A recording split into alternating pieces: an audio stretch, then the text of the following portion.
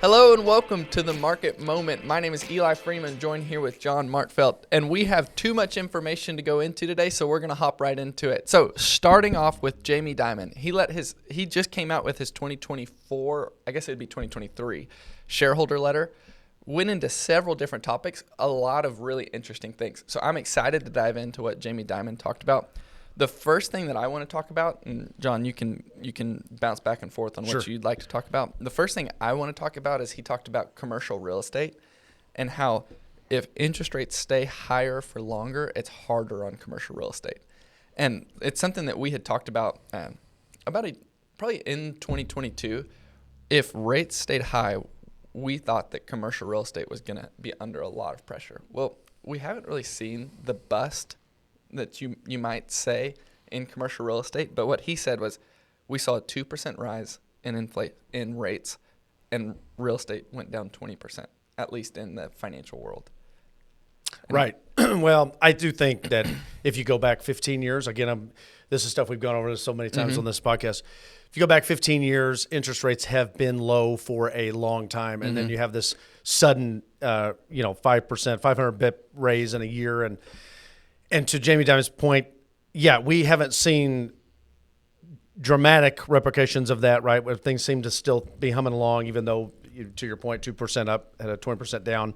We've not seen a dramatic thing. But the longer it goes, a lot of things that happen, economic policies, interest rates rising fast or whatever, you don't see the repercussions of it until later down the road. And so we're in the early stages of the effects of interest rates. Yeah. So I think we're in the beginning stage where we could start seeing some pullback. And then the Fed, hinting that we're going to not lower rates as aggressively, or it's going to be pushed out a little further, is going to further put pressure because then your hope is that interest rates are coming down, so everything's going to be back in line the way you want it. And then if you get it pushed out further, there's going to be more trouble. So stuff that people are barely hanging on making payments to on the commercial side, they could just give up. So that could start happening. An interesting part of how that could play out in some people's portfolios, I know there's been a lot of talk about private credit. Just in this last year, I don't know how many fund managers emailed me and probably you as well, just pushing private credit. Private credit is junk bonds. Right. They relabeled it this fancy term of private credit, just lower credit borrowers that have to pay higher interest rates. Right. And one thing that Jamie Dimon talked about was if a recession does come, credit spreads widen, meaning people who are worse borrowers have to pay much more than people who are good borrowers. They have to pay much less. Right.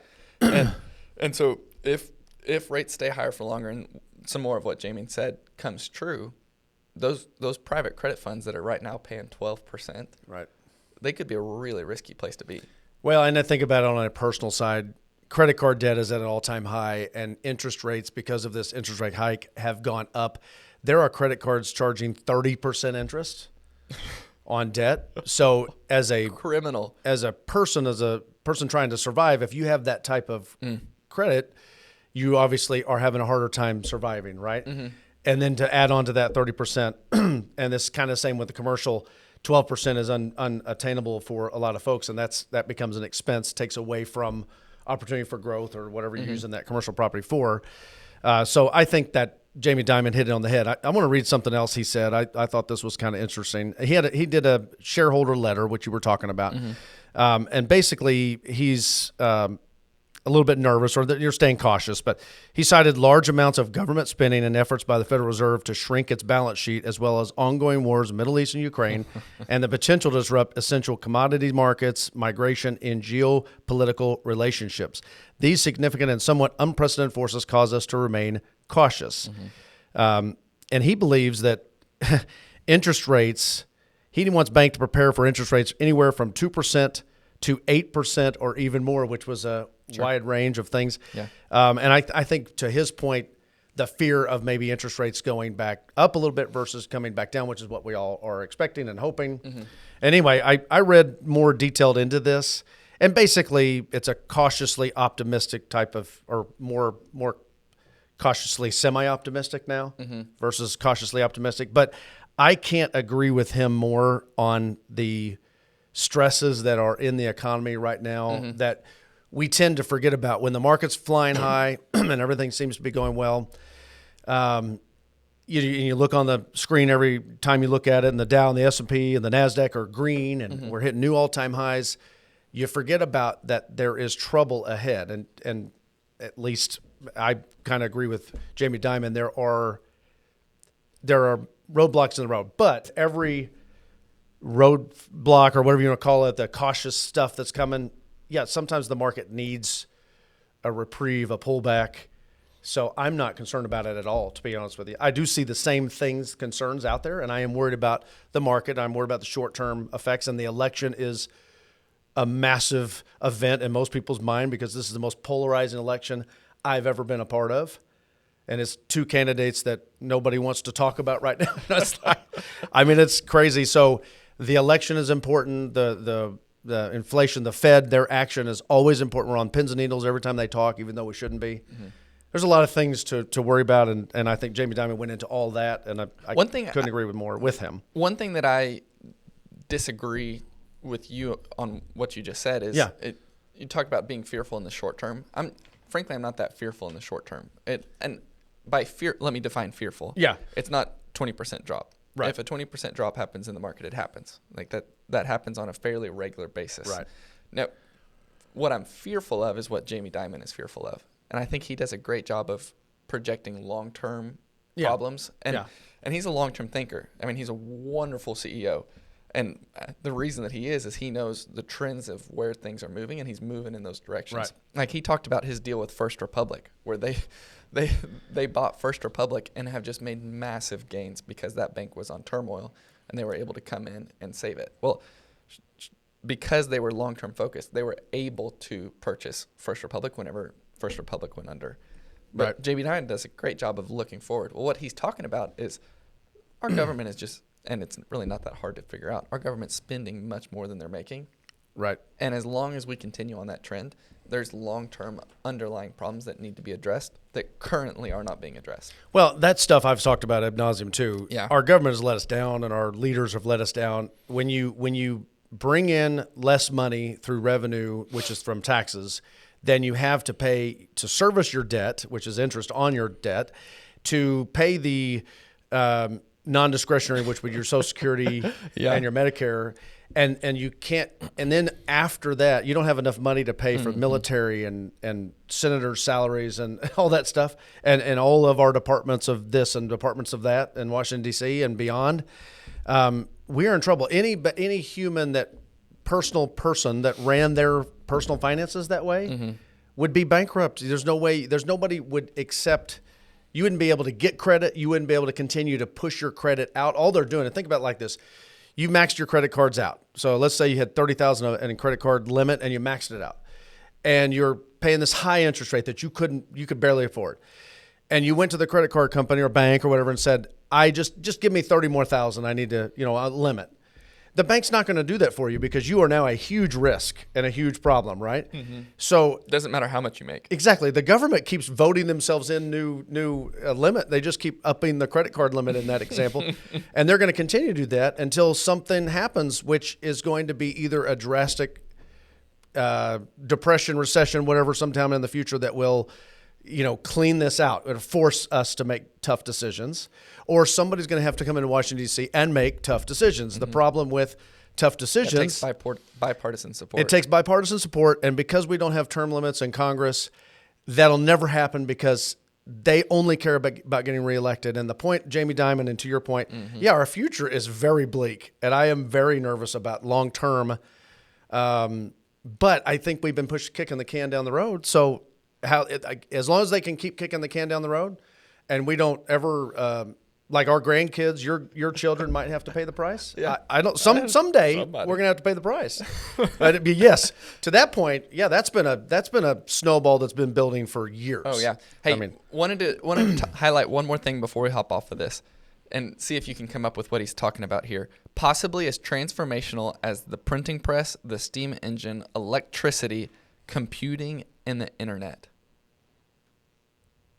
What do you think he's talking about? Artificial intelligence. That's it. Yeah. And AI is so. How are we going to, if we're in the beginning stages of AI, which we are, right? In historical standard, we're in the beginning phase of AI. This is a great opportunity to go try to find the when they're doing the gold rush in California, they call it the shovel, the people that sold the shovels made all the money, right? Early on. And then the gold was found. So right now we're in that pick and shovel stage of the AI. So I'm intrigued by, do you have any names or any ideas? We can't give like stock picks here, but like that's the area that I think is pretty intriguing. Where can we find the sector, the stock, The whatever picks and the the stocks, shovels. yes, the picks and the shovel stocks, and then what is beyond that? And of course, we have the names, the big names that are just doing quite well, Nvidia and on and on. But yeah, AI is the new frontier. Hey, I heard on my the news podcast I listen to every week, and plug for this. So I hate the news. Yeah. I cannot stand the news. And there's a 10-minute podcast I listen to every morning. It's called The Newsworthy. And it's 10 minutes worth of news. If you fast forward through the sponsors, then it's 9 minutes worth of news. Yeah, it's good. And I listen to it every morning. Well, on the podcast, $6 billion is going to Taiwan Semiconductors in grants or I don't know exactly. I didn't look into it, from America. Oh yeah, we passed that Chips Reduction Act. Was it the Chips Reduction Act that is giving this money away for this purpose, which should spur on those stocks, right? And we've seen that happen. Advanced Micro Devices, Intel, of course, Nvidia. I'm excited about that piece of the market, and that's always going to go. Last thing I'll say on that, 2000 when I started this business, the stock market. I think I told the story of when I was driving across the river in St. Louis, the Edward Jones person that came on the radio every day. This is before XM radio, it was locals channel. And she said, if you don't own tech stocks, you're stupid, basically. She said that. So it was in March of 2000 when I heard that statement. Of course, March of 2000? Yes, and the tech crash was April of 2000 through 2002, basically. This is the interesting thing about it. I look at AI as this new craze that we're just all excited about. And it's not going to go on up forever and ever and ever. There's going to be a pullback. But if you go back and look at the NASDAQ in March of 2000. I'll pull it up. And then look at it in, say, March of 2002 and see where it fell to. Okay.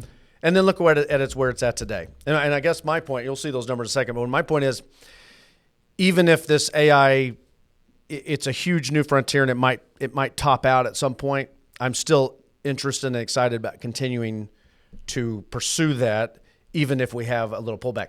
All these stocks are so quote unquote overpriced because they've gone up so fast. They're ahead of their skis a little bit. But it's like the tech crash of 2000. Nobody wanted to get back in the tech market for a while, and now the NASDAQ has just soared to an unbelievable heights since that time. So in other words, had you just stayed the course in tech from 2000 to now, you'd be doing really well, even though we had a crash. All right, here we are. That makes sense. March 1st of 2000 to March 1st of 2002. Yeah. Is that the timeline? Yeah. Here we go. NASDAQ composite price level percent change down 62.32%. So where is it from then to now? Okay. So from March 1st, 2002? March 1st, 2000 to current. Now. Okay. Yeah. Up. Total return up 512.7. All right. That's the point. So for 2 years, it was down 62%. And had you had left it alone, it's up 527% over that 24-year period. And that's the thing with AI. So even if AI has a little hiccup here and there, because it's, it's again roaring fast and it could peter out a little bit here, if it picks back up, and which it will, in 10 years, 15 years from now, AI is the place to be. Yeah. I guess is my point. So, hey, if you like this episode, if you like what we're doing, let us know. Click the like button here on YouTube. It really helps us if you click the like button. We appreciate you hanging out with us every Tuesday and for the latest market headlines. So now let's talk about something else. There's 3 topics that I really like what Zoe has prepared for us. It's inflation, small businesses, and college. So Americans are bracing for higher inflation. Basically, all that means is there's a chance that more people lose their jobs if Americans continue to expect higher inflation. And the reason for that is if people expect higher inflation, oftentimes that's a self-fulfilling prophecy. Because if you think that prices will be higher in the future, you should spend today. If you think prices are going to be fairly level, there's no incentive to spend today. But if you think they're going to be higher and you spend today, that forces inflation up. So it's a self-fulfilling prophecy. And also, companies, businesses are wise to this as well. They will raise rates because of the self-fulfilling prophecy. Yep. They know it's coming. I would love to do a study, I'm probably going to do this sometime this week.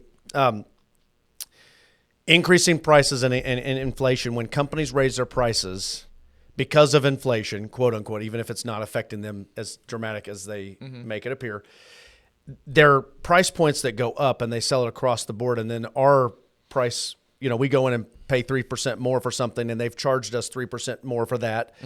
Their net profit on that raise. And I'd love to see a stat of before inflation, before we had this hyperinflation, or not hyperinflation, before we've had this inflation thing that's happened over the last 3 years, how much profit companies have made off the same products, which will give you an idea of how companies take advantage of our fear of inflation.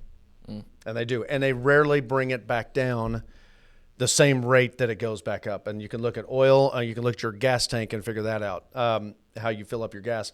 But that's on every product, from potato chips to gas. Most people in America think we're going to continue to have inflation.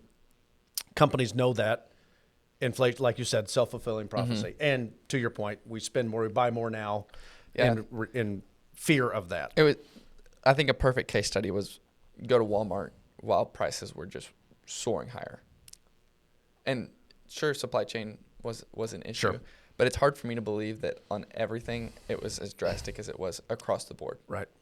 I don't know. Maybe it was. I don't think it was, and that's why my point. I'm gonna do a little side study on that. Okay. An interesting thing, enrollment in vocational community colleges are up 16% since 2018. Kind of funny timeline. I don't know why they picked 2018. Right. But enrollment in vocational community colleges are up 16% since 2018. And there's a quote here. It's from Mike Rowe, who does the dirty jobs. Yeah, I love Mike Rowe. Yeah, he's great. It's a bit like turning a tanker around, he continued. You're talking about perceptions, attitudes, stigmas, stereotypes, and all sorts of things. People in a lot of ways need to be deprogrammed about this idea that the best path for most people is a 4-year college degree, coincidentally, the most expensive path. Yeah, so I have a lot to say about this. I've got 2 sons in college, and I often wonder why we're paying so much money. It's so much more expensive than when I went to school. It's absolutely ridiculous. And I look at all of these kids. For example, University of Arkansas had the largest amount of freshmen ever, and they keep making that new set every year, right? It's just every year they have more freshmen than they had the year before, and it's a new record, right? And I'm thinking, where are all these kids going to get jobs? If they all finished, which they're not all going to finish in 4 years, we know that. But let's say the majority of 80% of them finish in 4 years, and they're all in the job market.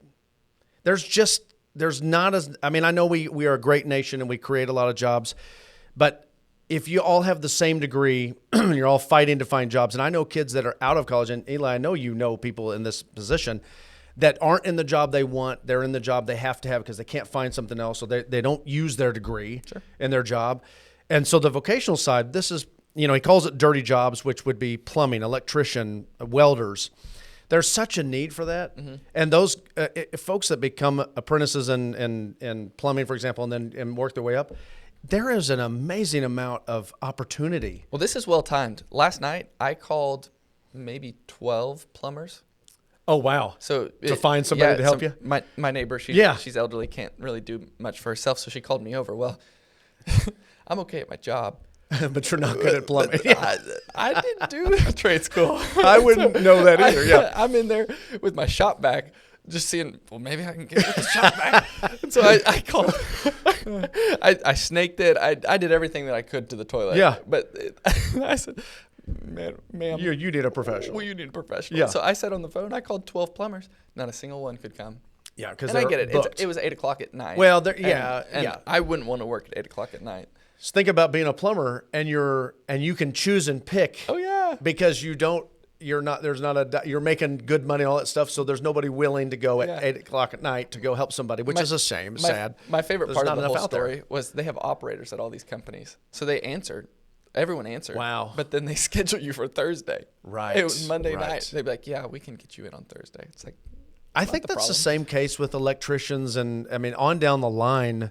where the trade school stuff, and I think that's a lost art. And, it used to be before the 1980s, let's say, that wasn't such a stigma that you had to go to college. And it's just become that thing now. It's just a must. You must have it to get anywhere in life. You must have it. And I love the idea that we're reverting back and we're getting some kids that aren't meant for school. It doesn't mean you can't be successful. It doesn't. And that's the stigma. You can't be successful if you don't have a degree. And that's totally false. It's about work ethic. It's about what you choose to do with your time and what you choose how you treat people. How you treat people. It's a lot of things that aren't related to can you pass calculus or not. I mean, it is absolutely absurd. And I can say this from my kids being in college. I could not stand my college algebra class. Okay, I'm in finance. I'm in math. I have a finance degree. I couldn't stand. I was almost a rebellion. Like I was just like, why do I have to know what x squared plus y squared equals z squared? I don't care, right? Like, and I'll have a calculator that does it for me when I get a job, right? And I was kind of like disgruntled college algebra. And then my kids are now having to take calculus. I'm like, unless you're an engineer, I don't know. I honestly don't know. And maybe our callers can completely educate me. But I don't think I've ever had to use calculus in my 25 years of being a financial planner advisor, ever. And so I know some things you do, like if you're a calculus teacher or an engineer. Yeah. I don't know why else. But our school system is expensive, and you have to take things that don't matter towards your degree. And I can see how people would want to not do that. There are a few things that frustrate me more than teaching me something that can be automated. Right. And making me have to do it in the old-fashioned way. Exactly. Like, why do I have to do this on an analog calculator? I get it. I need to know the inputs so I can see how it changes the outputs. But teach me that. Don't make me do it on a calculator. Right. Okay. No, I'm with you on that, 100%. Hey, last thing that we're going to talk about, small businesses are growing. And most of the time, or not most of the time, but a growing number of people are still full-time employed or part-time employed and starting their small business. So my personal opinion, I think a lot of this is coming from the amount of technology making people not have to work such long hours. Jamie Dimon even talked about, he thinks that we could be moving towards a 4-day work week. Yeah, I saw that 4-day work week. We can't. No, the market's open 5 days a week. Yeah. And I heard someone talk about it opening on Saturday. Right. Oh, please no. Yeah, but no doubt. Oh my gosh, no doubt. But Please if no. people are more productive at work, they're able to have more time personally. Right. And that gives them time to dream up what they actually would like to do and start their own business. I think that's a great thing. I think it's a great thing. And technology has allowed us, to your point, to have more opportunities in small business. Yeah. Because small business now is a lot different than when in the old days when it was just a restaurant or a coffee shop or something. You can automate just about everything. Exactly. It's pretty crazy. I would say this is also a wonderful part about being in America. So I hear a lot of things about the fear of China, the fear of the world catching up to us, passing us. We're going to be left in the dust, and we can be, based on our politicians putting us in incredibly bad positions with debt. But as far as ingenuity and capitalism and all that, and free markets, small business, the ability in America to do this. There are millionaire 22-year-olds because they went out and took a chance on something and it worked. And that you can't do that in most places in the world. No. And America is still the beacon of all that. And I hope we don't ever lose that. Hey, so to that extent, and building off of that, what I'd like to hear in the comments this week is, which generation do you think was best off when they graduated school? That's a great question. So baby boomers, Gen X, millennials, now Gen Z. Which generation do you think is best off? And we've seen how boomers has kind of played out. We haven't seen how some of the other ones have played out. Which do you think is best off when they graduated school? School being high school or college. Right. It's a great question. And are you asking me, or you want me to? You're asking our listeners. The listeners, We can circle back. We can talk about that later. Yeah. So we had a comment, and we don't really have to discuss the comment, but we had a comment, so we don't have to do a dad joke this week. It comes from Mark. Mark, thank you for making the comment. He said, "Great guest." So we don't have to do a dad joke because we had a comment. No Great dad guest. joke necessary. So hey, we look forward to your comments so that we do not have to do a dad joke. We appreciate you joining us this week on The Market Moment, and we look forward to seeing you next week.